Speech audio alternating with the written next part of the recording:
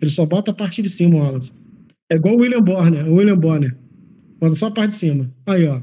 Tá na safadeza. Vamos lá, meu povo. Gente, eu só vou, ó, eu vou desligar a câmera porque eu tô fazendo brigadeiro aqui na cozinha, tá? Ih, mas aí vai fazer um brigadeiro, não vai dividir com a gente, Pri, não é possível. Chá de bebê da minha amiga, eu tô fazendo brigadeiro. Não é um brisadeiro, não, né? Infelizmente, não. Para mim, a única forma de eu conseguir experimentar maconha é se eu for comer dentro de alguma coisa, porque eu não gosto de fumaça, né? Então, se botar num brigadeiro aí, talvez eu vá, né? Se não ficar aquele gosto de mato também, né? Que aí não dá para mim, né? Vamos lá, povo. Lucas 23. Esse texto de Lucas 23, eu acho que também está em Mateus 27, Marcos 15, e deve ter alguma coisa em João também, porque é um texto comum em trechos dos sinópticos, tá? Então, vamos lá. E levantando-se toda a multidão deles, levaram ele até Pôncio Pilatos e começaram a acusar Jesus, dizendo que achou Jesus pervertendo a nação, como um agitador da nação, proibindo dar tributo a César, dizendo que ele mesmo era o Cristo, que ele era o rei dos judeus. Então Pilatos decide perguntar para ele: você realmente é um rei dos judeus? E ele respondeu: você que está dizendo isso. E disse Pilatos aos principais sacerdotes e à multidão: olha, eu acho que esse cara não tem culpa de nada. Não consigo encontrar nada nele que o desabone. Mas essas pessoas insistiam cada vez mais, dizendo, gritando, né, que ele está alvoroçando o povo, ensinando na Judéia heresias, começando da parte inferior da Galiléia até Jerusalém. Então Pilatos, ouvindo essas coisas e ouvindo falar da Galiléia, onde ele era governador, perguntou, né, se aquele homem ele era galileu. E sabendo que ele era da jurisdição de Herodes, ele envia ele para Herodes, que também naqueles dias estava pelas bandas de Jerusalém. Se vocês não estiverem conseguindo acompanhar comigo, me perdoem, isso aqui é uma versão da Bíblia que eu fiz do Novo Testamento em 2012, que eu transformei em uma linguagem mais simples. Então, eu estou no capítulo 23, estou lá no versículo 7, tá? Provavelmente, em algum momento, eu produza isso para entregar para as pessoas também de maneira gratuita, em algum momento na minha vida. Então, Herodes, quando viu Jesus, ficou muito feliz, porque ele queria muito vê-lo e saber quem ele era, por ele já ter ouvido muito falar sobre as coisas que Jesus fazia. E ele esperava, né, que ele fizesse algum sinal para que ele pudesse ver. E ele interrogava Jesus com muitas palavras, mas diante de Herodes, Jesus ficou em silêncio. E ali estavam os principais sacerdotes, também ficavam ali os teólogos, os escribas, acusando Jesus de maneira muito insistente. Então Herodes, com os seus soldados, ficaram escarnecendo, zoando de Jesus. Colocou nele uma roupa resplandecente, em outros textos pode estar cor de púrpura, né, e tornou a enviá-lo a Pilatos, para a jurisdição de Pilatos.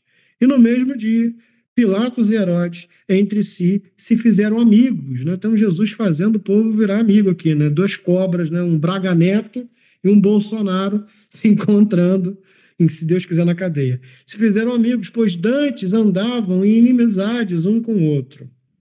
E convocando Pilatos, os principais sacerdotes, e também os juízes, os magistrados e também o povo, disse: olha, vocês me apresentaram esse homem como alguém que pervertia o povo, que incendiava o povo contra o império.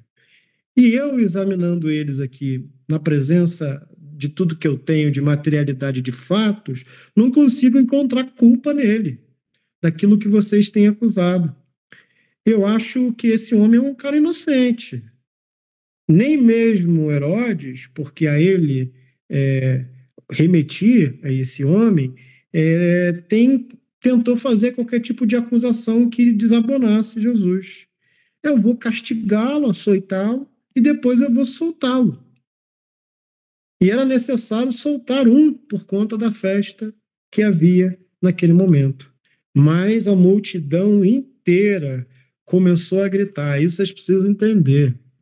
É a mesma multidão que gritava Hosana nas alturas, dizia para que ele fosse crucificado e que se soltasse Barrabás. A mesma. A gente vê que tudo se torna um feitiço muito perverso quando a multidão, a mesma multidão que de alguma forma trouxe Jesus com ramos, sacudindo os raminhos, dizendo que ele era aquele que era bendito e vindo em nome do Senhor, a mesma multidão, exatamente a mesma, disse para que soltasse Barrabás e que prendesse Jesus. A mesma. Então, a gente precisa compreender que essa efusividade, que essa vontade que a multidão tem de consagrar alguém para si, de trazer o reinado para alguém para si, em poucos minutos vai ruir, vai por água abaixo, e essas pessoas já querem que Jesus seja morto.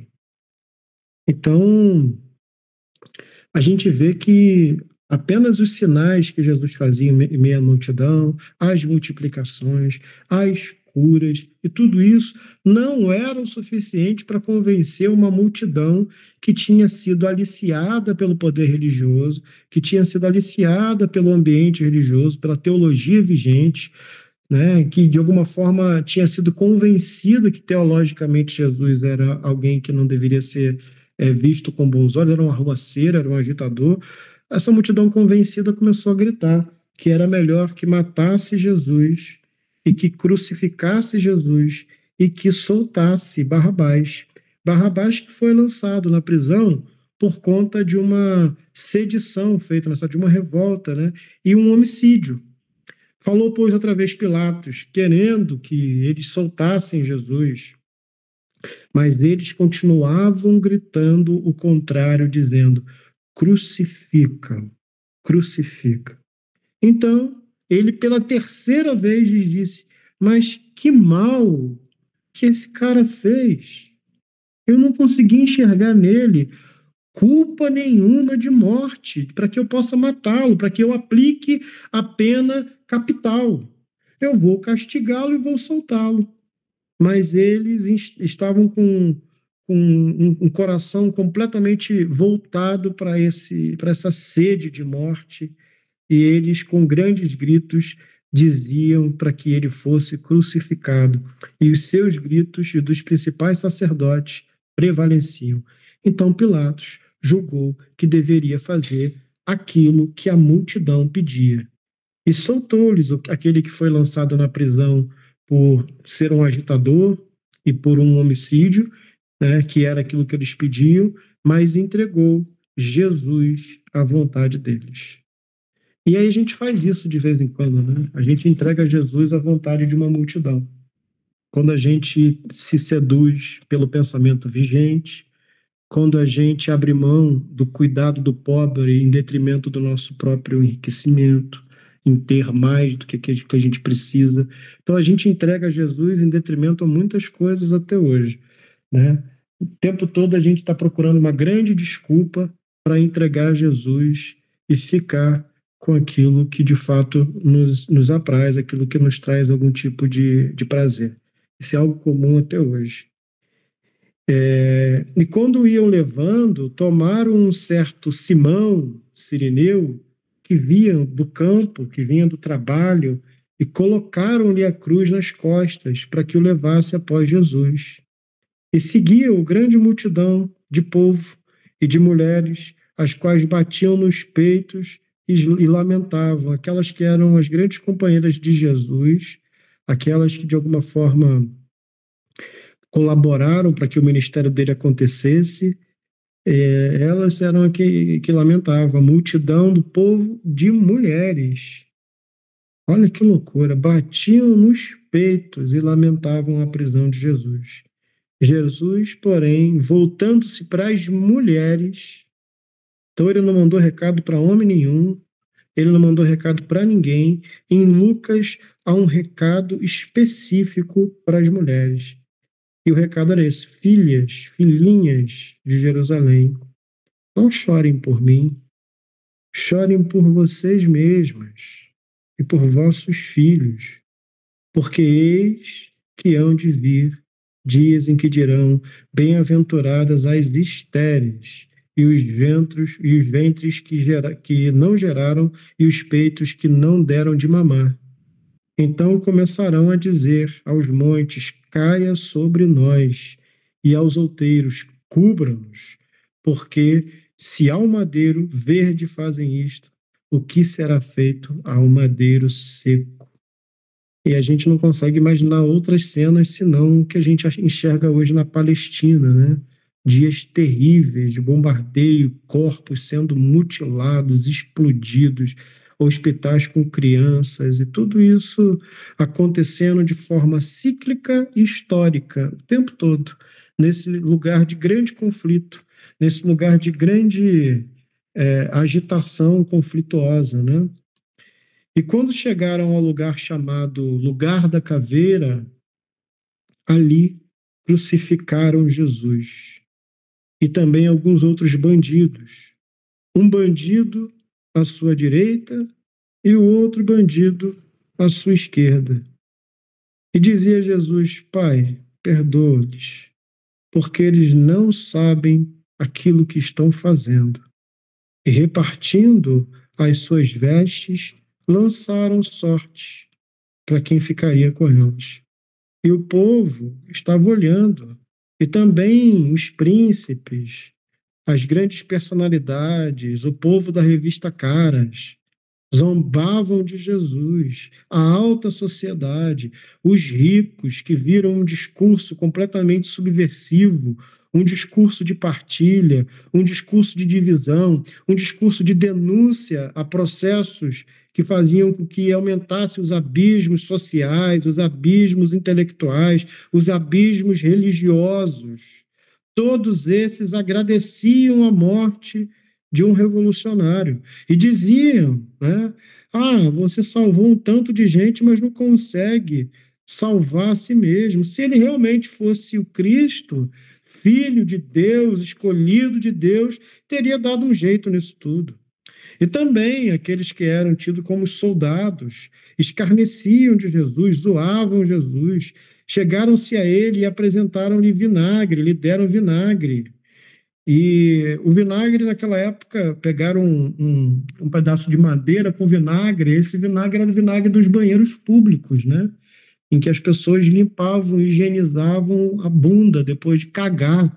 Pegaram o vinagre para dar para Jesus, não era para aliviar dor, mas o vinagre ele era uma espécie de antisséptico. Então humilharam Jesus com aquilo que era mais perverso, mais terrível, o que eles usavam ali para poder se limpar. Então pegaram o vinagre e botaram na boca de Jesus, e dizendo para ele: se você é de fato o rei dos judeus, se salve.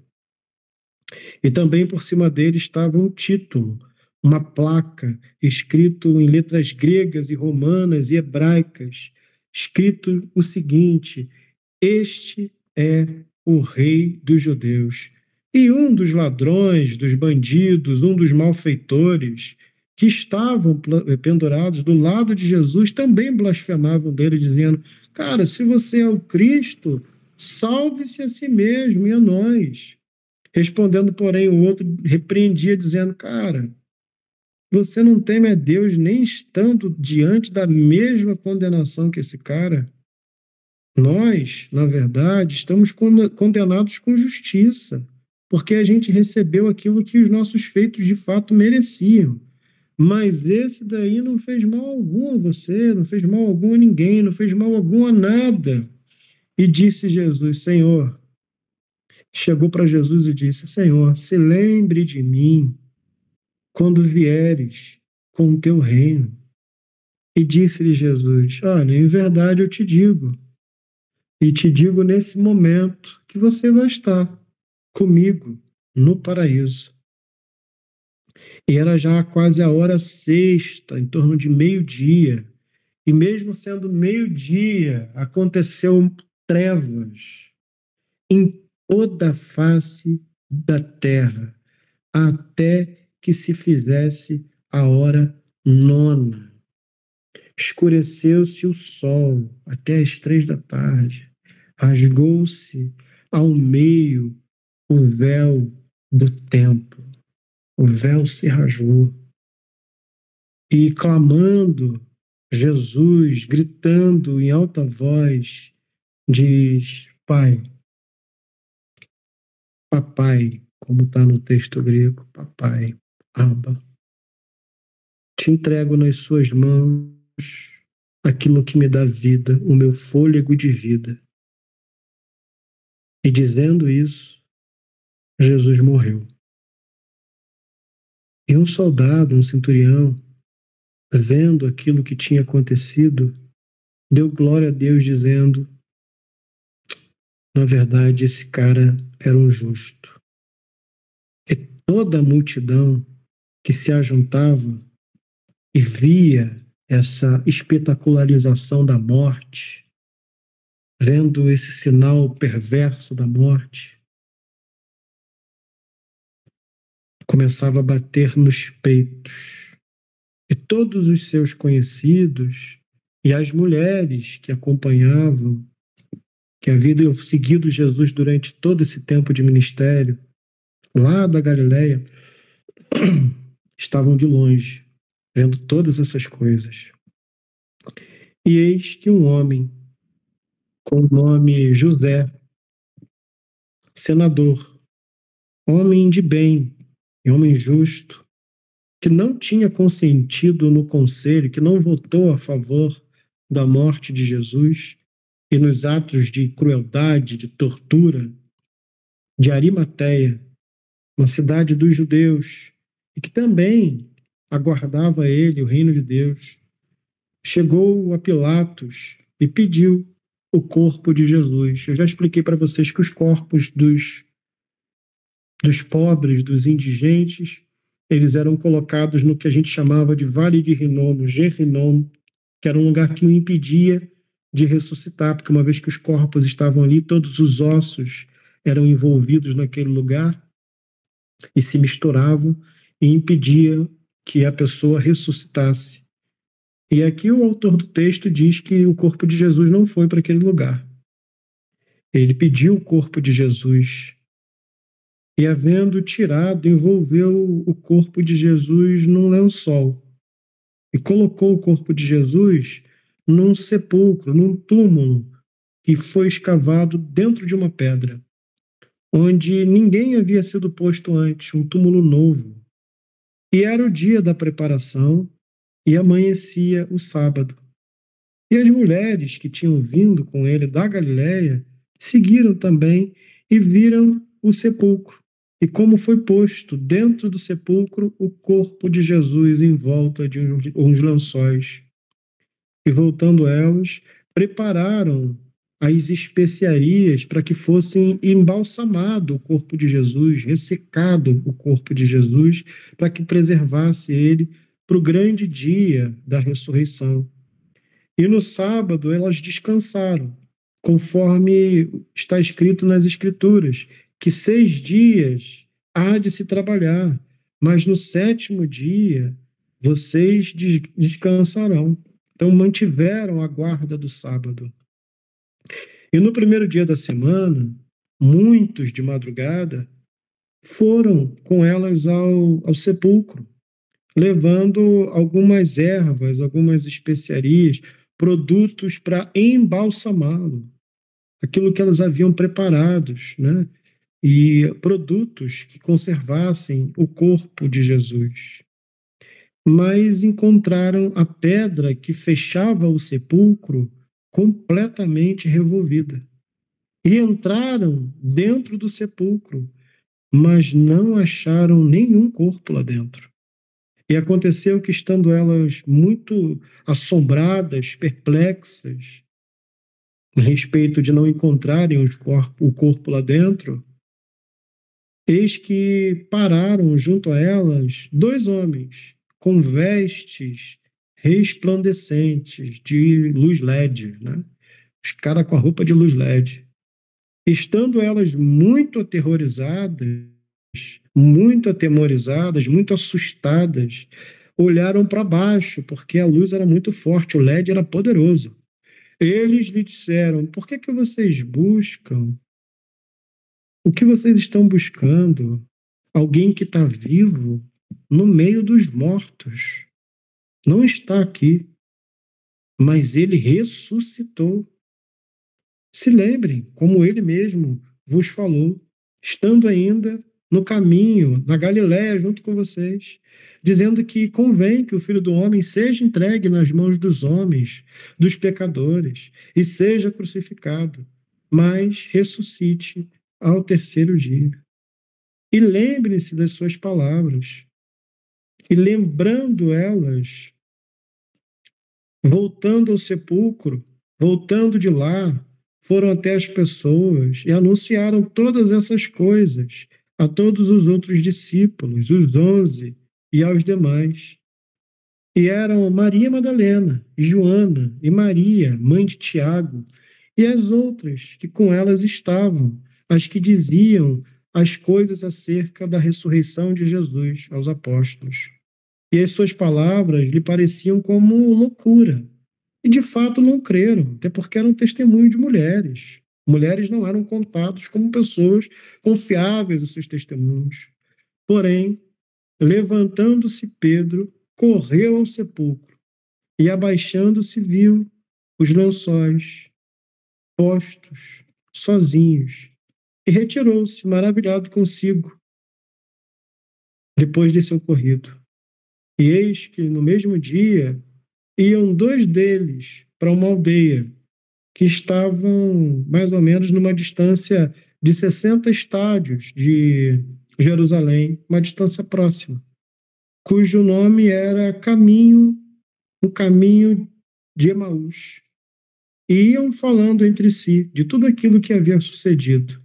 E aconteceu que indo eles, e eles falando entre amigos, entre eles, e fazendo perguntas uns aos outros, o mesmo Jesus se aproximou deles e caminhavam com eles. Mas os olhos desses homens estavam como fechados, para que não reconhecessem Jesus. E ele lhes disse: que palavras são essas que, caminhando, vocês estão conversando entre vocês? E por que vocês estão tão tristes? E respondendo um, cujo nome era Cleopas, disse-lhes: olha, você é um peregrino em Jerusalém e não está sabendo o que está acontecendo nesses últimos dias? Quais são as coisas? E o Jesus respondeu: quais coisas? E ele lhes disse: as coisas acerca de Jesus, o Nazareno, que foi um homem, um profeta, poderoso em obras e em palavras diante de Deus e de todo o povo. E como que os principais sacerdotes, os religiosos, os teólogos, de alguma forma entregaram ele para a morte e crucificaram ele. E nós esperávamos que fosse ele, aquele que de fato remisse, reestruturasse o Estado de Israel. Mas agora, sobre tudo isso, e já hoje, o terceiro dia, desde que essas coisas aconteceram. É verdade que também algumas mulheres dentre nós nos maravilharam, as quais de madrugada foram até o sepulcro e não acharam o corpo dele, e voltaram dizendo que também tinham visto uma visão de anjos que vieram e que ele de fato estava vivo. E alguns dos que estavam conosco foram até o sepulcro e acharam ser assim como as mulheres haviam dito, porém não encontraram ele. E ele lhes disse: vocês são bem burrinhos, hein? E muito lentos no coração para crer naquilo que os profetas disseram. Porventura não convinha que o Cristo padecesse, sofresse todas essas coisas para que pudesse entrar na sua glória? E começando por Moisés e por todos os profetas, explicava para ele, teve que fazer uma saga do herói, teve que contar todas as histórias. E contava o que se achava dele em todas as escrituras, e chegaram à aldeia, para onde eles estavam indo e fez com que ia para mais longe. E eles o constrangeram, dizendo: fica um pouco, porque já é tarde, já acabou o dia.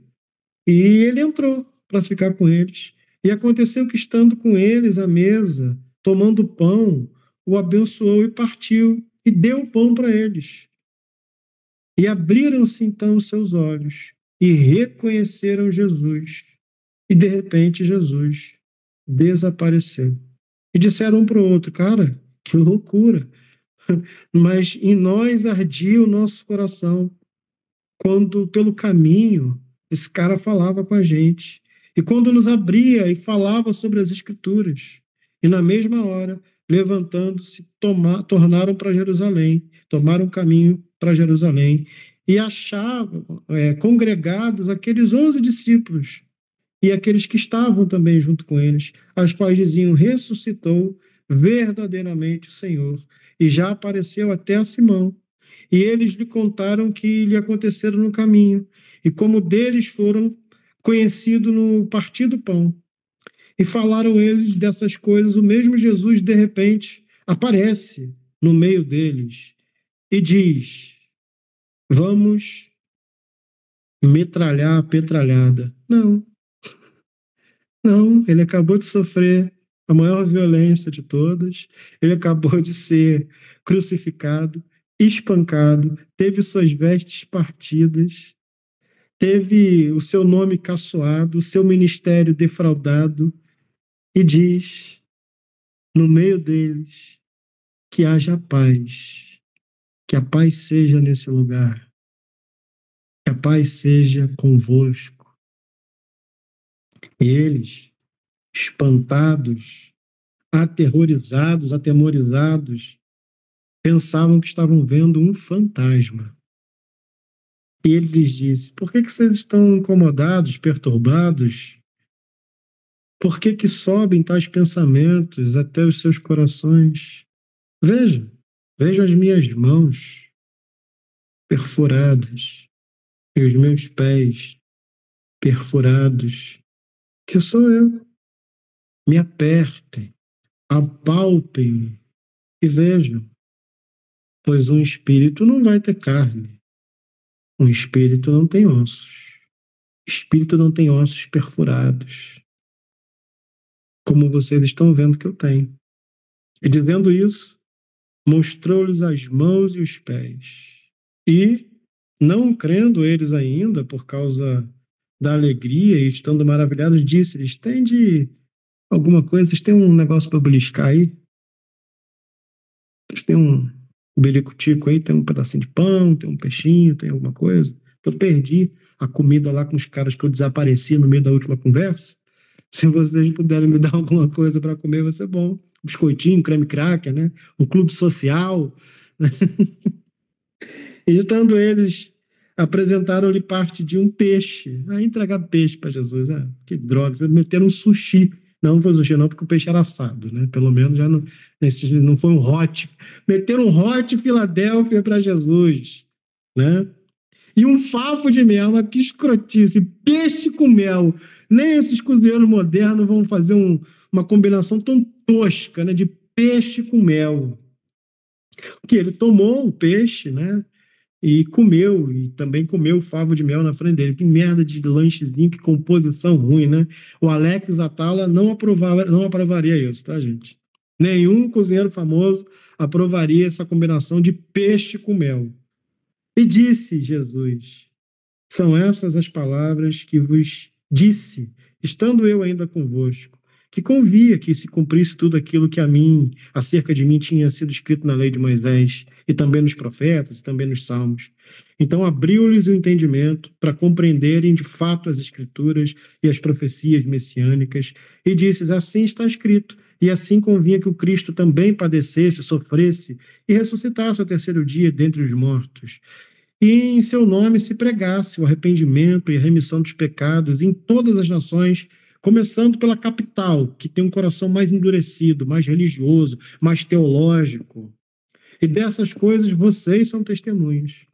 E eis que sobre vós envio a promessa do meu Pai. Ficai, porém, na cidade de Jerusalém, até que do alto vocês sejam revestidos de poder. E levou-os fora até a cidade de Betânia, e, levantando as suas mãos, abençoou-os. E aconteceu que, abençoando eles, se apartou deles e foi elevado, assim, foi subindo, subindo, igual um foguete do Elon Musk. Foi subindo, subindo, subindo, subindo. E adorando eles, tornaram com um grande júbilo para Jerusalém. E estavam sempre no templo, no templo. Eles não montaram igreja. Eles iam para o templo, lá para o templo. Vocês conhecem. Iam para o templo e louvando, cantando, agradecendo, abençoando a Deus. E termina com amém. Esse é o final do livro de Lucas. Obviamente, hoje a gente não vai ler João também, porque semana que vem a gente começa João e Atos, e eu vou abrir o espaço para caso vocês tenham dúvidas, para que a gente possa trocar essa ideia e as dúvidas, para que se as dúvidas de vocês também sirvam para outras pessoas.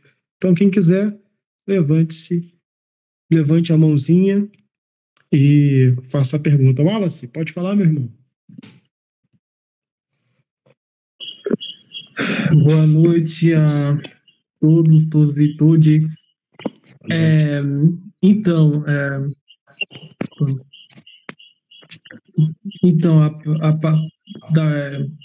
isso me lembra a passagem bíblica anterior, né, do capítulo 23, quando o mesmo povo que o aclamava, né, aquele cara que fala de Jerusalém é o mesmo que mandava ele crucificar. É aquele ditado, né? A boca que beija mesmo que apedreja. Apesar que isso é mais... Esse ditado combina mais com Judas, com a traição de Judas. Você sabe, eu imagino que os cristãos bolsonaristas, se vivessem na época de Jesus, também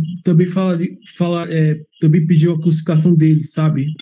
Falaram que bandido bom é bandido morto, essas coisas.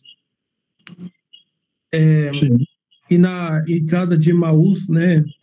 Assim, eu como católico me identifiquei muito, porque os caras lá do caminho de Emaús reconheceram Jesus através da fração do pão. E eu queria fazer uma pergunta, John. Quando Jesus se apresentou a Herodes, a Pilatos, ele falou algumas coisas, tal, uma palavra. Mas quando foi com o rei Herodes, ele não falou nenhuma palavra. Por que isso? Tem algumas explicações, tá, irmão? Vamos lá pela explicação que me parece ser a mais coerente. Herodes, ele era um bastardo, né? Ele não era da linhagem que poderia assumir o trono de Israel, ele era um usurpador, né? Então, a Pilatos, que era um gentio, Jesus responde, mas aquele cara para Jesus era o Senhor o mais desprezível de todos, porque havia vendido o povo, a população ao governo de Roma, havia se aliançado a Roma, né? Então, Pilatos para Jesus era alguém que merecia minimamente que fosse respondido. Herodes, por ser um traidor da nação, por ser um vigarista, por ser um usurpador, por ser um ladrão, por ter sido chamado de raposa por Jesus e por aí vai, por ter condenado João Batista à morte, que era primo e amigo de Jesus. Então Jesus tinha ódio. É igual o nosso irmão que dizia que tem ódio da ditadura, ódio de golpista, ódio, ojeriza, é nojento. Da mesma forma, Jesus carregava consigo essa dor profunda desse homem ser um homem perverso, terrível, alguém que matou o próprio primo dele, amigo dele, companheiro de missão e de caminhada. Então Jesus tinha certo desprezo, um desprezo santo, porque não vivia a espalhar qualquer coisa acerca de Herodes, mas o desprezo de alguém que matou no coração a possibilidade daquele indivíduo se arrepender do tamanho do mal que ele tinha feito. Era alguém completamente perdido, que abriu espaço para que houvesse sacrifícios de coisas que não eram bacanas no templo, que vendia a população a um terror psicológico, a morte de um monte de gente. Então, era alguém completamente entregue ao sistema. Então, Jesus tinha uma certa. Acho que se houvesse uma pessoa em que Jesus carregava um ranço semi-eterno, essa pessoa era Herodes e a família inteira dele, sabe? Então, Jesus achava que era mais fácil falar com um gentio inteligente, um gentio que reconhecia nele inocência, do que com o Herodes, que era um charlatão, um vigarista, que decidia e queria ver Jesus, porque na verdade não acreditava em nada, queria ver o que Jesus podia produzir de milagre, né? Então era um senhor rançoso. Para Jesus, Herodes era um rançoso, era aquela manteiga que você deixa destampada em cima da mesa e que vai ficando aquela coisa estranha, que não posa mosca, que é uma coisa horrível. Isso para Jesus é o que Herodes era. Talvez fosse o único, de fato, indivíduo que Jesus desprezava no sentido de não querer nenhum tipo de contato, de não querer tão pouco respondê-lo. Tanto que quando ele vai falar, ó, diga aquela raposa, se referindo a Herodes, nem ele diz diretamente, né? Ele não consegue nem mencionar o cara, é tipo Voldemort. O Herodes era para Jesus o que o Voldemort é para o mundo bruxo lá no Harry Potter.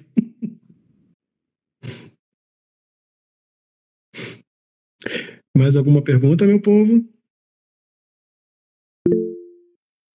Vai lá, Fábio.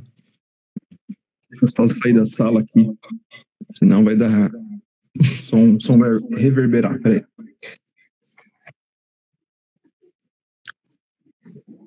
Tá ouvindo? Tô ouvindo. Beleza. Perfeitamente. Tô com o celular num canto e... Nossa, eu vim pro quarto da minha filha, parece o Jesus, como que é que você falou? Da harmonização facial com LED aí, como é que tá o quarto? Tá lindo, é o Jesus de LED. É Jesus de LED. Vamos lá. Mas assim, John, eu tenho uma pergunta que é assim, algo realmente sincero, que eu venho ao longo dos meses pensando. A gente fala que Jesus é o sacrifício para nos livrar da morte e do pecado, certo?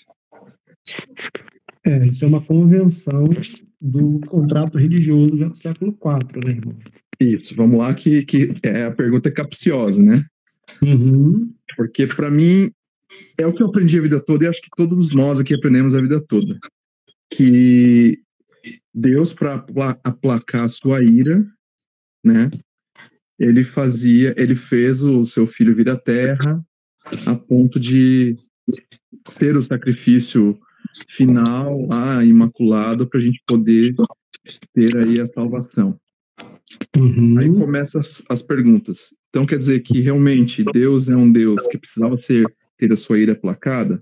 Uhum. Jesus veio morrer por nós para quê? Por isso? Uhum. Né? Então, como é que é exatamente isso, John? Não é isso, né? Então, mas a gente lê isso escrito. Com a nossa visão leiga, o que a gente lê é que Jesus veio para nos salvar, para pagar o preço do pecado por nós. Então, coisa diferente. A gente precisa colocar isso em gavetinhas, né?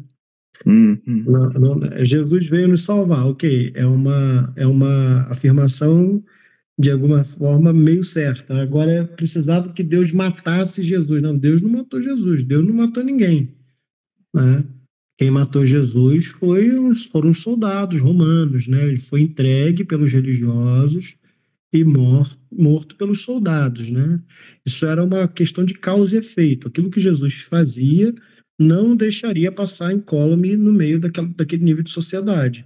O fato daquilo, sabe, de Deus, né, na sua perfeita sabedoria, né? E aí eu estou falando já dentro de uma terceira pessoa que nem sou eu, mas é só tentando trazer isso à tona como um argumento possível. Deus, dentro da sua total sabedoria, saber que uma vez que ele vem, que ele caminha no meio da humanidade, a presença dele era incômodo, era, porque ele tinha uma outra leitura da própria lei, as pessoas já tinham um conceito acerca de Deus. Sabe aquele papo de que Charlie Chaplin participou de um campeonato de sósia do Charlie Chaplin e ficou em segundo lugar? É basicamente isso, né? Deus ele não seria visto de maneira legal por um povo que já tinha todos os conceitos acerca de Deus. Então, o fato de saber que haveria morte e que a própria forma de se ler Deus na sociedade, a partir da figura de um homem, traria para aquele homem uma morte, não significa que foi Deus que matou ele e que era necessário que matasse aquele cara para aplacar a ira de Deus. A ira de Deus não era contra a humanidade, é porque Deus amou o mundo. E por amar o mundo, deu o seu único filho, né? Mas isso não acontece no espaço-tempo. Você precisa entender a diferença entre cruz e crucificação. A cruz é um fenômeno eterno, a cruz existe desde sempre, a crucificação é um fenômeno do tempo. A cruz, ela traz, de alguma forma, a redenção de toda a humanidade antes que houvesse pecado. A crucificação só acontece em algum momento, num lugar. Não há nenhum tipo de alegria na crucificação, não há gozo da parte de Deus na crucificação. A cruz é a alegria de Deus de perdoar a humanidade antes do pecado. São coisas distintas. E se a gente não souber a diferença, a gente vai soltando um monte de coisa, que Deus esmagou o seu filho, fez sangrar o seu filho, e vira uma coisa terrível. Deus vira tipo o Darth Vader, né? Ele vira um vilão.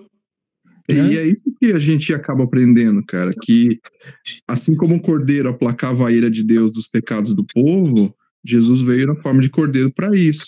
A ira de Deus, o cordeiro nunca aplacou a ira de Deus. Se você for entender ali a ideia do sacrifício substitutivo, é para que o homem não vivesse em consciência do pecado, sabendo que alguma coisa morria.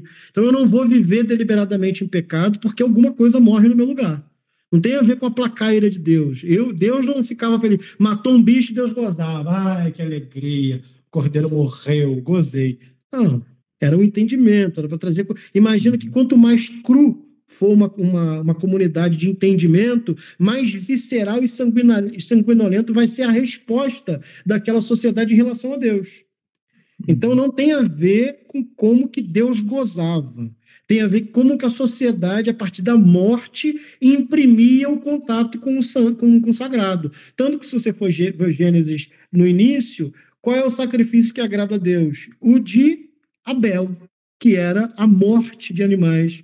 Porque quanto mais cru for a sociedade, encrudecida for a sociedade, mais sanguinolenta ela é. Por isso que a gente não consegue ver nenhum tipo de evolução dentro dos processos que a gente tem. Um livro que fala sobre linchamentos coletivos, né? Que vai tratar. Tem um caso em São Paulo que uma mulher carregando uma Bíblia virou uma bruxa e lincharam a mulher, mataram ela paulada. 700 e tantas pessoas mataram a mulher paulada em São Paulo. Mas esse linchamento mostra o encrudecimento da própria sociedade. Não mostram a figura de Deus como Deus é, mas mostra como que Deus é lido por uma sociedade que não conseguiu evoluir a consciência. Então Deus não está gozando com o cordeiro morrendo. Ali era a consciência de que alguma coisa morria. E de que eu deveria ter uma consciência que alguma coisa pagou um preço. E que eu não deveria viver deliberadamente em pecado.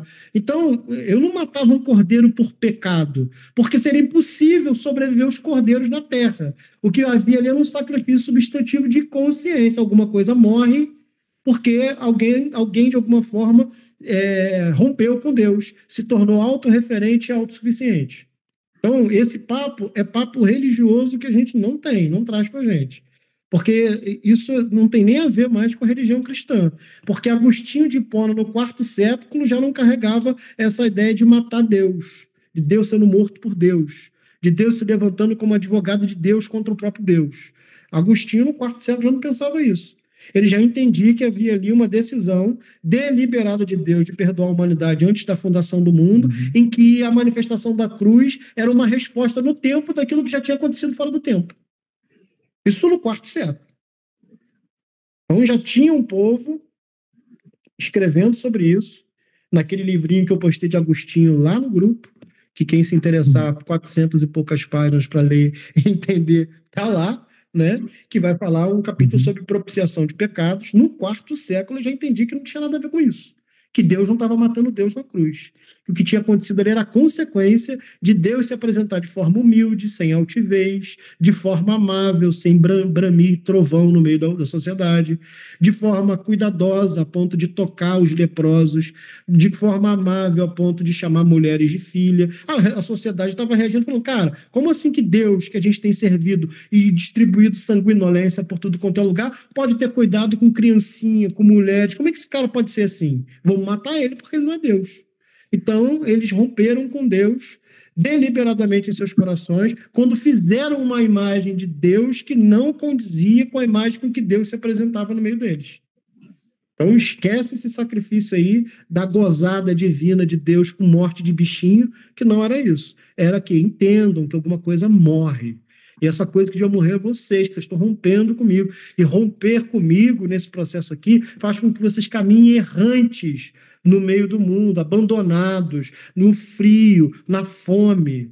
Mas uma vez que vocês decidem caminhar comigo, alguma coisa morre. Porque alguma coisa morre todos os dias. E não tem como nascer o trigo se a droga da semente não cair na terra e não morrer.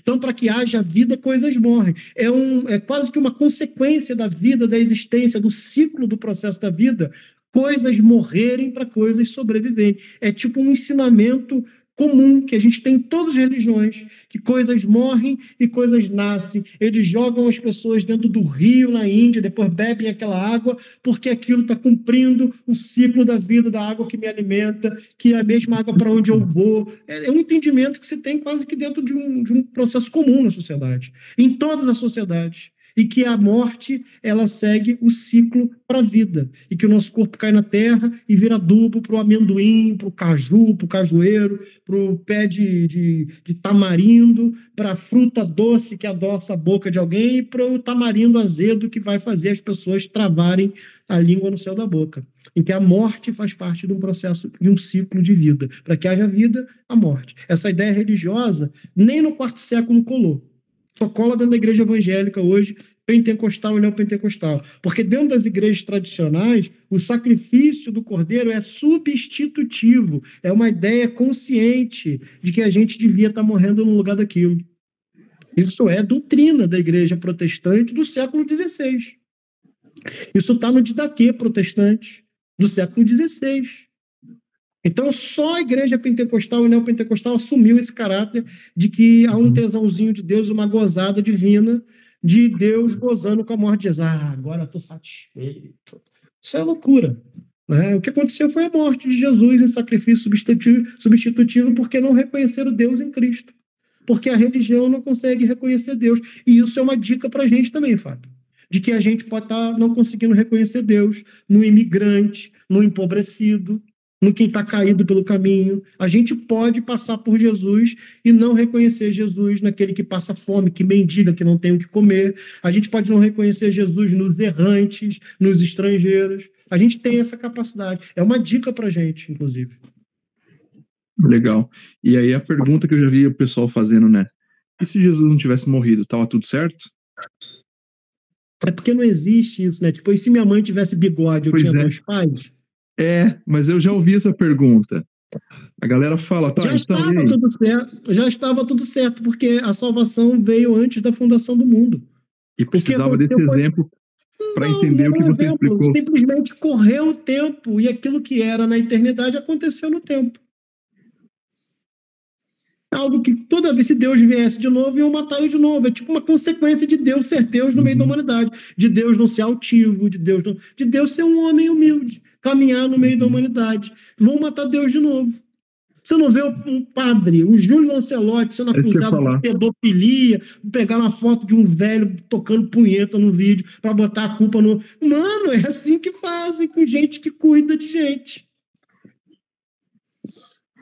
Não tem jeito. Se Jesus vem de novo, matam de novo. Chamam de comunista e matam. Prendem. É assim.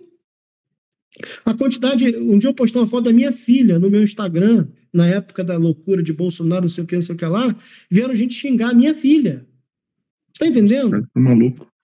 Você tá entendendo? Que vem alguém no post em que estava a minha filha no meu colo, numa festa junina, xingar a minha filha por minha causa.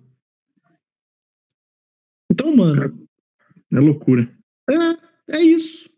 É isso, é o que acontece. Esses dias eu vi o Felipe Neto ele postou uma coisa sobre um livro Como Vencer o Ódio, alguma coisa assim.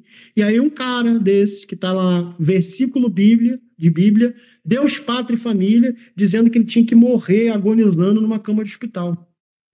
Nossa, mas o que tem a ver com alhos com bugalhos, né, cara? Tá entendendo, mano? Por que mataram Jesus? Porque qualquer tipo de movimento contrário ao ciclo desse mundo capitalista, rendido aos próprios desejos, qualquer caminho contrário vira um inimigo daqueles que estão na correnteza abaixo, decidindo viver só para si. Então, mano, é normal. Se você vê a quantidade de ameaça que eu recebi na época da eleição de 2022, quantidade de gente falando comigo até hoje, quando eu posto qualquer coisa, política, é uma quantidade de gente falando no meu inbox, cara, me xingando de tudo quanto é nome. Gente que eu não sigo, que não me segue, mas que alguém compartilha para essas pessoas, e elas vêm no meu inbox me xingar de tudo quanto é nome. E eu não estou nem fazendo nada. Quando eu postei ano passado a ceia das pessoas em situação de rua, lá em Piabetá, em que esse ano estamos arrecadando para dividir ali dinheirinho para 2, 3 projetos que tem ali, as pessoas vieram me xingar de tudo quanto é nome, que eu estava dando comida para pobre, e dar comida para pobre, de alguma forma, é fazer com que eles fiquem na rua. Ah, você está fazendo é para eles ficarem na rua mesmo, por isso que eles não arrumam emprego. Mano, você dá um pernil e um arroz pro cara que ia comer porcaria na rua, que é comer de qualquer jeito, comida azeda, que é dado por alguns restaurantes quando dão, você dá um pernil, um arroz, um frango, tu vira inimigo daquelas pessoas. É gente me xingando. Eu tive 103 comentários de gente me xingando ano passado porque eu dei comida para pobre. E é a máxima, né, do religioso que diz que todo mundo chamava ele de santo quando ele alimentava os pobres, mas quando ele dizia o veículo que tornava as pessoas pobres, ele era chamado de comunista. Quando ele denunciava o que tornava as pessoas pobres, ele era comunista. Que doido. Essa é a loucura, meu irmão. Que doido. Sim. Bem doido. Mas, obrigado. Entendi. Nada, meu irmão. Ai, Depois eu posso querida. trazer coisas mais capciosas, hein? Não tem problema, não. Na próxima. Obrigado. Nada. Oi, tá me ouvindo? Estou ouvindo, minha irmã.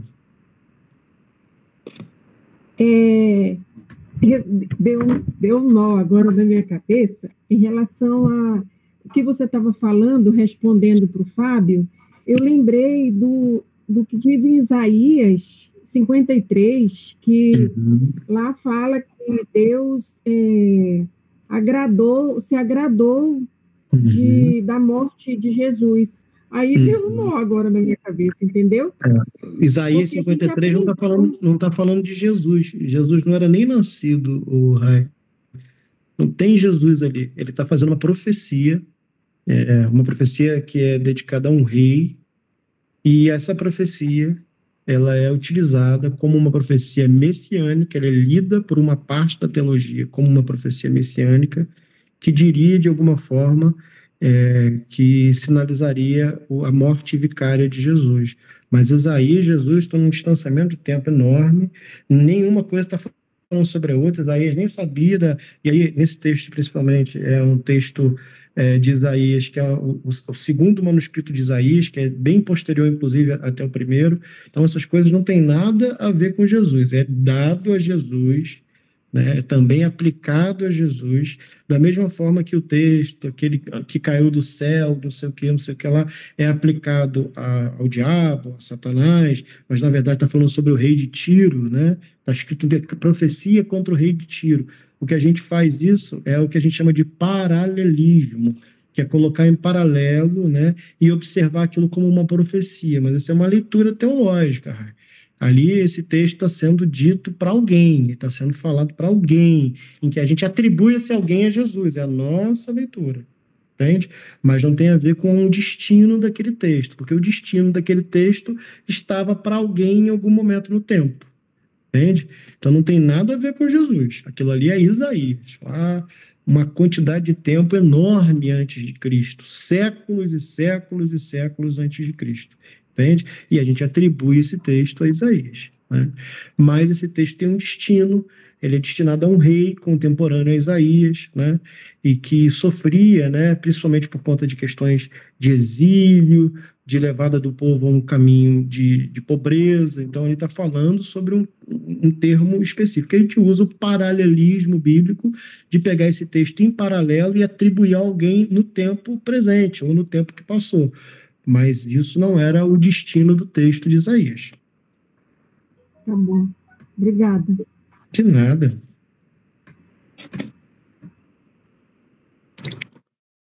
Dinho, meu irmão. E aí, gente? Polêmica. Mas aqui, o profeta Isaías não é tido como o maior dos profetas por ter profetizado a vinda do Messias? Isso aí é uma concepção teológica, meu irmão. Não tem maior dos profetas, nem menor dos profetas, né?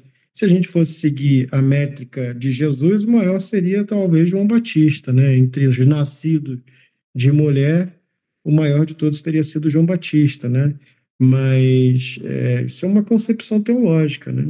Isaías é um cara que provavelmente escreveu a primeira metade do que a gente chama hoje de texto de Isaías, né? Também tem uma parte chamada Deutero Isaías, que é compilado junto, mas só uma concepção. É uma coisa que eu disser que o Palmeiras é o melhor time do Brasil, né? É uma concepção. O Fábio vai concordar, né? Mas pode ser que não seja verdade. Gente, então, tipo assim,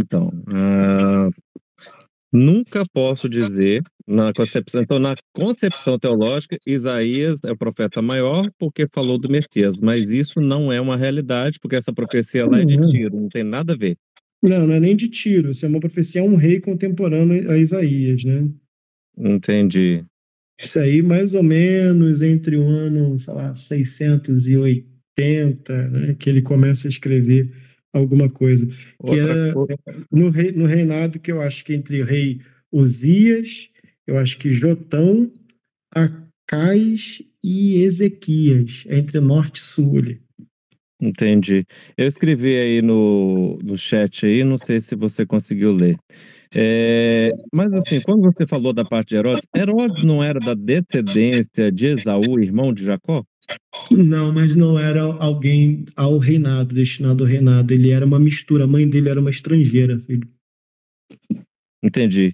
Então, essa ideia, então, eu escutei isso, se eu não me engano, do próprio Berloffa, que ele estava falando, que é aquela descendência ali de Esaú, que Herodes ali era descendência de Esaú, que por direito de primogenitura teria direito ao trono, mas ele vendeu o seu direito para Jacó.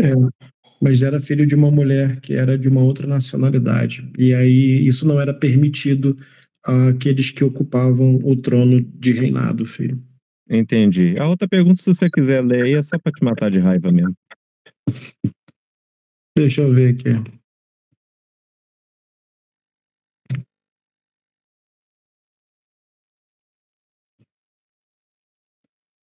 Herodes tinha um diabo? Não entendi. Faz a pergunta aí que eu não entendi. Você não quer escutar mais sobre o diabo no grupo? Ah, não. Chega de diabo. Deus que me perdoe. Mas Isaías ele é contemporâneo à destruição de Samaria, no governo eu acho que de Senaqueribe. Então ele viu a desolação do povo, ele viu o rei sofrendo, sendo deposto. Então ele faz algumas profecias ao rei que era daquele momento vigente, né? Provavelmente algum entre Uzias, Jotão, Acais e Ezequias. E essa é uma profecia do Isaías 53, né, que a gente atribui a Jesus, né? Mas isso é um processo teológico, uma formulação teológica, não é exatamente o que o texto está falando.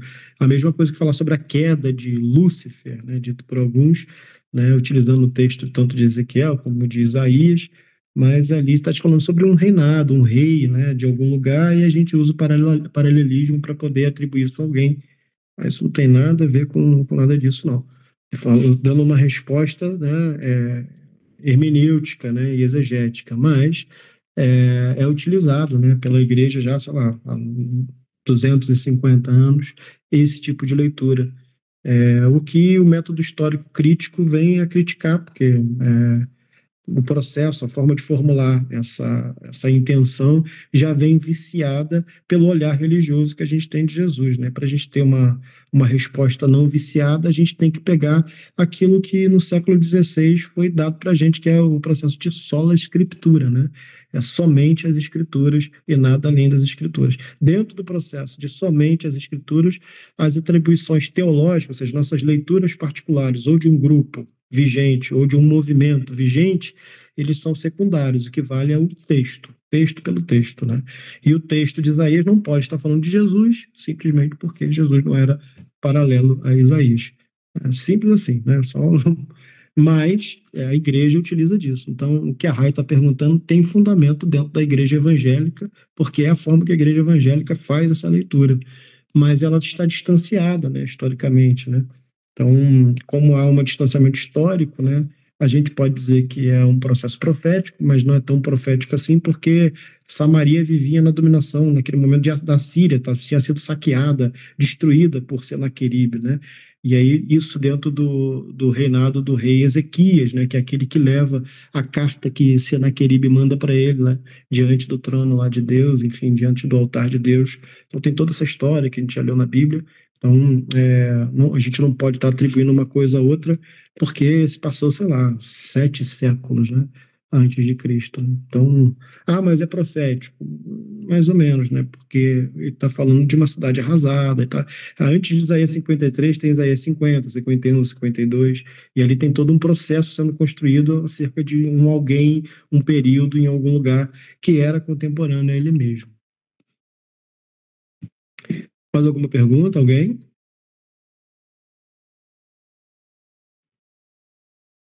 Zero perguntas? Que beleza. Estou muito bem. Semana que vem estamos só com João e Atos dos Apóstolos, capítulo 1, que é uma maravilha. Bem, mais ou menos, né? Que vontade de perguntar um monte dá, mas também tem que ter misericórdia do povo, né? Do pastor que trabalha o dia inteiro. O nosso pastor não toma a vida dos outros. Ô, gente, nós temos que chegar logo no Apocalipse, que eu preciso descobrir se eu vou ser salvo ou não. Não vai, Mas Jim, tá? Não vai, porque você já cancelou o Espírito Santo lá atrás, então não tem salvação para você não, tá bom? A parte boa é que o Anderson tá se contendo de fazer as perguntas maliciosas dele. Eu achei que ia chegar no Pentecoste hoje para ver se o povo rodava, não girar, e não chegou. O Jim não vai ter salvação para ele, porque o Espírito Santo que convence do pecado e do juízo não existe. Então, para ele, acabou a salvação, tá, Jim? Infelizmente, para você não tem, não. Assim, há salvação, mas não para você. Será que eu pequei contra o Espírito Santo, gente? Ele não existe. Tu não pode ter pecado contra ele porque você matou ele, você destruiu ele, pô. Pela lógica, se eu matei, logo pois eu não pequei. Faz sentido. Sim. Pecou, mas não pecou ao mesmo tempo, né? Não sei. Esse negócio tá esquisito. Vamos pular Atos e vamos para Apocalipse para acabar logo esse ano? Não, claro que não. Tá repreendido, não, por Jesus. Você quer a polêmica, você quer sair na porrada na polêmica, você quer ir lá no Sabino, ver os vídeos do Sabino, cheirar aquela droga braba que o Sabino consome. O Sabino gosta de uma cerveja, rapaz, aquele ali, ele é boca de litro. Mas, assim, a argumentação dele é boa. A argumentação dele é boa para fazer pensar. Não, a argumentação... Deixa eu te contar uma coisa. Ele fala um monte de coisas que você, por estar fora do ambiente acadêmico, não tem capacidade de contestar. Então, ele está te dizendo coisas que são desconhecidas a você, está te trazendo um monte de informações que você não tem como contestar porque você não sabe. Então, parece que é inteligente, mas não é. É pura retórica religiosa. Porque eu considero religioso? Porque quando começa a combater a religião, é religioso, só que do outro lado. É o outro lado, né? O outro giro da esfera. Então, para quem não conhece, parece que ele é muito inteligente. Até porque ele domina uma parte do hebraico, né? Do aramaico, ele sabe mesmo isso. Mas isso não significa nada. O conhecimento do idioma, né? Em que a gente tem os manuscritos, não significa nada se você constrói em cima disso um processo de construção de uma não-religião. E aí você só está fazendo o outro lado do processo, né? Trazendo a não crença como fundamento. Então, não é o cara mais brilhante. Por exemplo, o tal do necromante é um cara Ah, muito mais inteligente do que o irmão Sabino, mas tão religioso quanto. Porque quando você diz que se abandona a religião e você começa a combater a religião, você só está criando um outro lado para a religião. o Conhece, cara Anderson? que era ex-professor Batista, né? É, É, tem muito uma bom. frase de uma música do Renato Russo, em que vocês deveriam pensar, que é a seguinte: e tudo aquilo contra o que sempre lutam é exatamente tudo aquilo que eles são. Basicamente isso. Começa essa cruzada de lutar contra tal coisa, é porque tal coisa tomou o teu coração. Por que que eu não estou lutando contra Tá Valadão, falando do PL? Valadinho, Engraçado, a Malafaia? frase parece PL, né? Do André Valadão combatendo os irmãos LGBTQIA+. Não Não. fala não, sou. Fala não. Isso dá É polêmica. exatamente isso, porque assim, por que que eu não perco meu tempo ficar falando dessas pessoas? Porque eu não tenho nada a ver com isso. Eu tenho a ver com o Evangelho, com a Boa Nova de Deus, o quanto que a gente. São informações, Fábio, que nunca fizeram ninguém tirar o pé da janela para deixar de se suicidar. Nunca alguém, por saber o que o Sabino tem a passar, tirou o pezinho da janela assim e falou: não, hoje eu não vou me matar, não. Hoje não vai ser, não é hoje.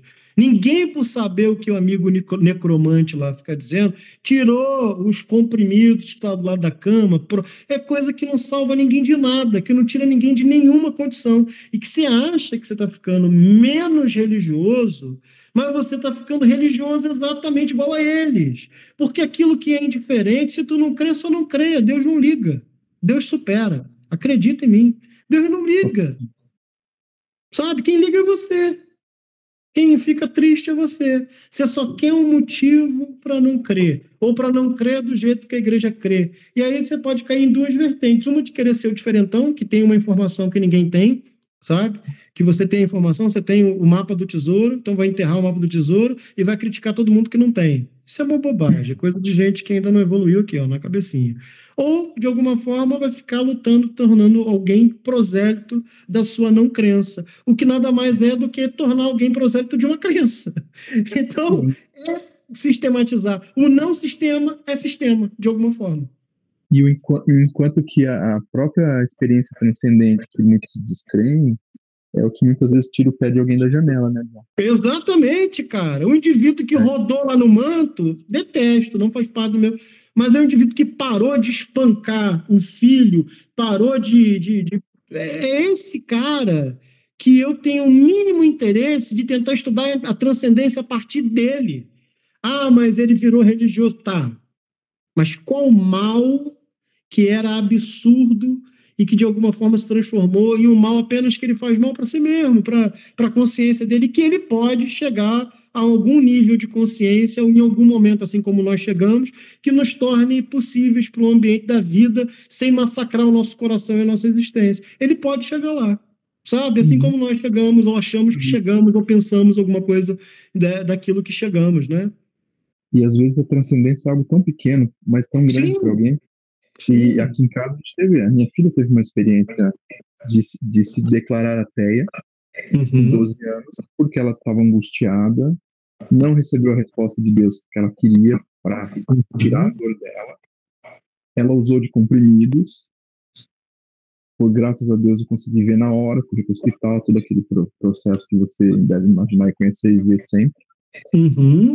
E essa semana ela me contou, 2 anos depois, ela me contou que ela estava em crise, com problema de relacionamentos, com colegas, que foi uma das causas dos gatilhos dela, e ela estava muito triste, se ajoelhou no banheiro e fez a oração que ela aprendeu na escola, que é uma escola católica que ela usa, pediu a Deus um sinal, fez a oração de São José.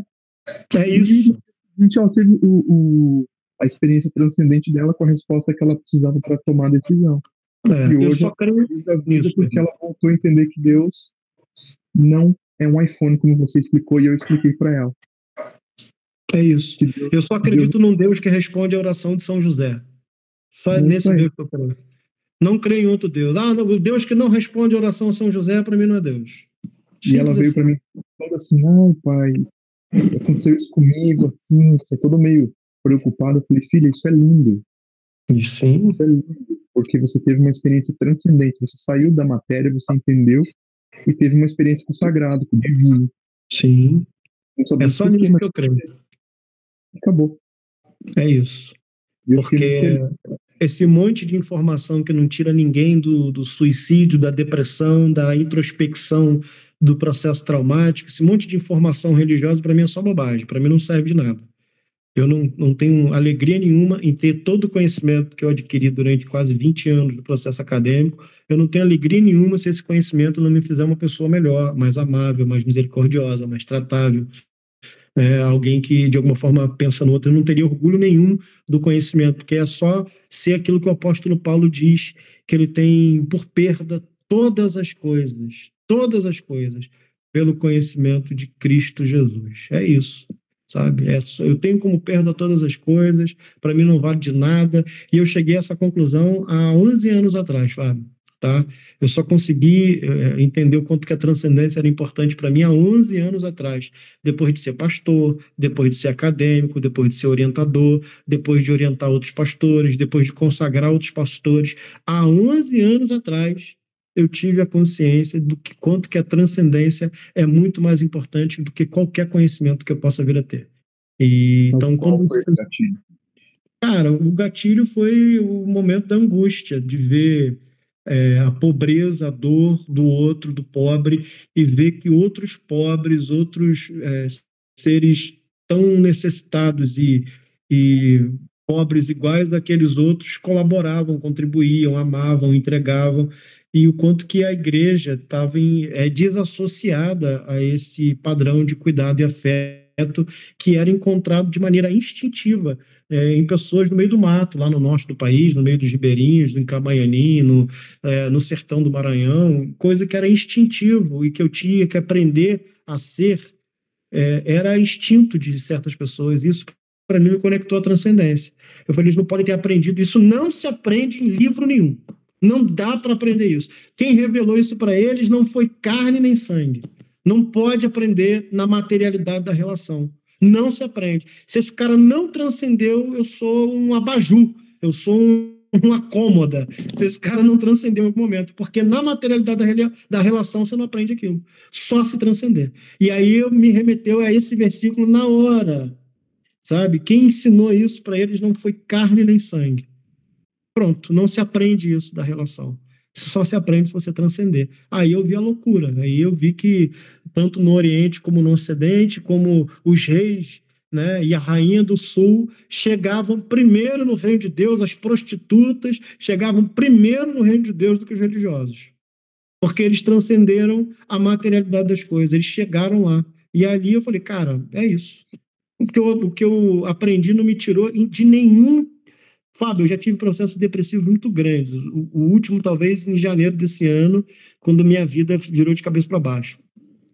Nenhum conhecimento meu me salvou da angústia, a não ser ver outras pessoas em situações de dores muito piores, e não se avalia dor, mas nesse caso se pode avaliar dor, porque eram situações desgraçadamente piores, que eu não sei nem como eu estaria se eu estivesse, sendo bondosos, amáveis, tratáveis, até cuidando de mim em alguns aspectos, e eu aprendi que isso não se revela pela materialidade da relação, isso não se aprende em faculdade, isso não se aprende, não, isso aí é alguém que transcendeu, alguém que foi para além daquilo que um homem normal, uma pessoa normal faria dentro daquela situação. Então, eu aprendi que a transcendência vale mais do que o conhecimento, do que o aprendizado, do que o livro, do que o processo acadêmico. A transcendência faz alguém se conectar a Deus e ganhar os caracteres de Jesus, mesmo que não saiba uma vírgula da Bíblia, mano. Por isso que Jesus é enfático, cara, quando ele vai falar sobre essas pessoas que vêm do norte, do sul, do oriente, do ocidente, prostitutas, cobradores de impostos, publicanos, gente que não tem nada a ver com aquilo e que de alguma forma é atraído pela maneira com que o amor de Jesus ama, o amor de Deus ama, sem pedir nada em troca, sem pedir nenhuma barganha da parte de Deus ou da parte do outro. Então, mano, eu me converti, né, há 11 anos atrás, e experimento dessa graça que rebobina a minha consciência em torno da graça novamente. Experimentei agora, em janeiro, numa das minhas últimas crises depressivas, que eu não vivia há muito tempo atrás, que talvez 12, 13 anos que eu não vivia. Então, experimentei isso sem conseguir lidar com as dores que estavam acontecendo naquele momento, sem conseguir lidar com as situações, mas louvei a Deus e me rendi a Deus de joelho no meu quarto, em graças, por ver gente transcendendo sem conhecimento de nada, sem saber nada, sem ter as informações que eu tenho. Eu li tudo que se tinha de manuscrito grego, do P01 até o P305, tive acesso a tudo que tinha do hebraico, do aramaico, tenho acesso aqui, tem manuscrito, papel impresso aqui dentro da minha gaveta, de manuscrito que eu tirei foto do museu, enfim, fiz tudo o que eu podia fazer. E nada me ensinou mais do que ver pessoas transcendendo sem saber porra nenhuma dessas que eu sei. Tá? Sabe nada disso que eu sei. Não aprenderam nada disso, mas transcenderam. Faz todo sentido, porque se a gente olhar para a questão da cultura judaica, ela ficou no nicho. Então tem bilhões de pessoas que nunca ouviram falar do nome de Jesus ou da história dele, do sacrifício dele, e transcendem. Sim. Então, para mim, eu tenho maior alegria hoje de ser um anti-marketing do conhecimento teológico como maneira de medir o pinto para ver quem tem um pinto maior. Porque isso não traz nenhum tipo de dignidade para a humanidade, não traz nenhum tipo de valor para a humanidade se o conhecimento não vier carregado de misericórdia, de afeto, de amor, de cuidado, de entrega, de olhar no olho, de se importar com a dor. Se esse conhecimento só me torna mais inteligente que alguém, para mim, isso não faz o mínimo sentido. Para mim, não vale mais, sabe?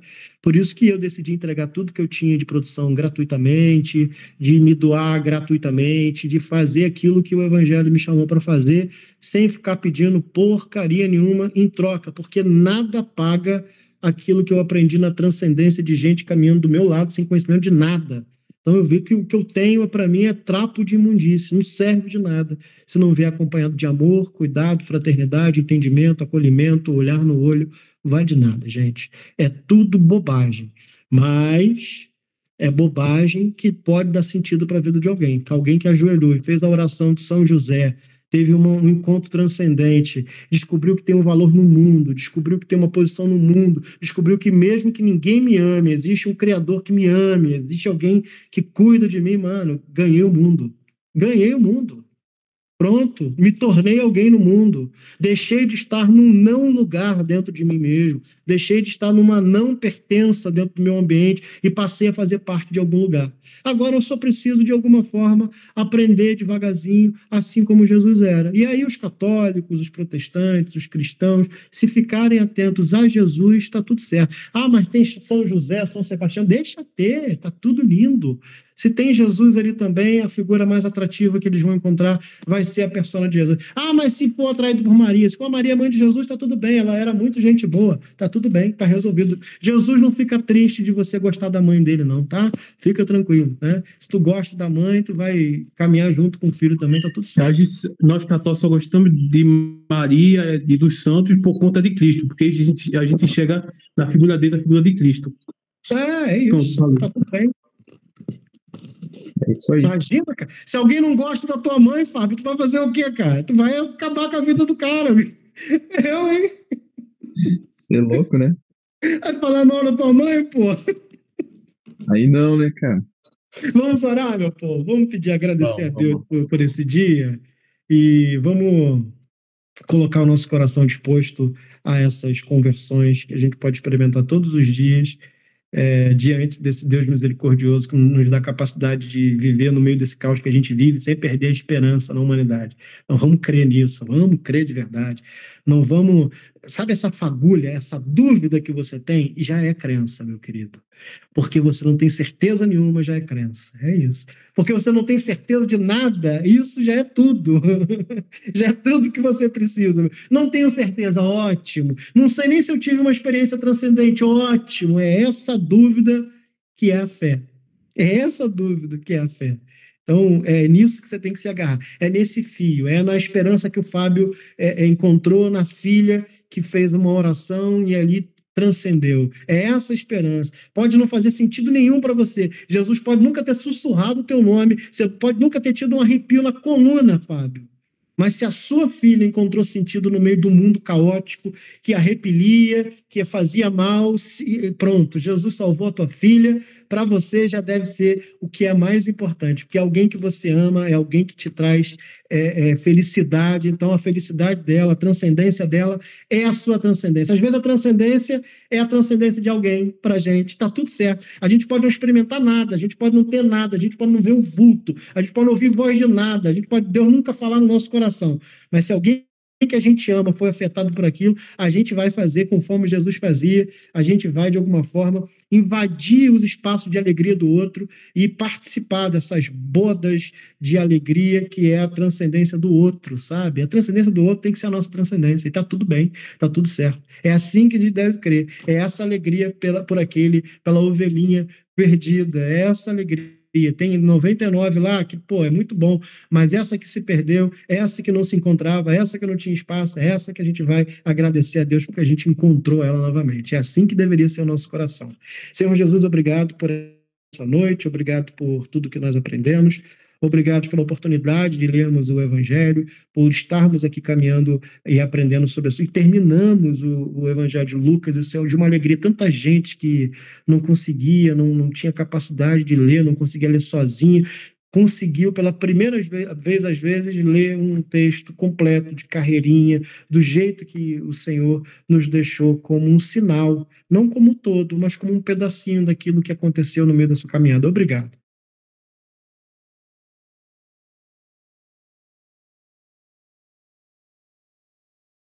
Eu te agradeço pelo teu amor, pela tua graça e pela compaixão de podermos estar partilhando, mesmo na distância, do Evangelho da tua salvação. Muito obrigado, Senhor Jesus. Obrigado, eu agradeço isso em nome de Jesus. Que a graça de Deus, o nosso Pai, o amor de Jesus Cristo, o Filho de Deus, e as consolações que vêm do Espírito Santo estejam na vida de todos esses irmãos, hoje, amanhã e eternamente. Em nome do Senhor Jesus Cristo. Amém. Amém, meu povo? Beijo pra vocês. Tchau. Maravilhoso. Semana que vem tamo junto, tá? Já João e Atos, tá? Não deixem de participar. Valeu, obrigado.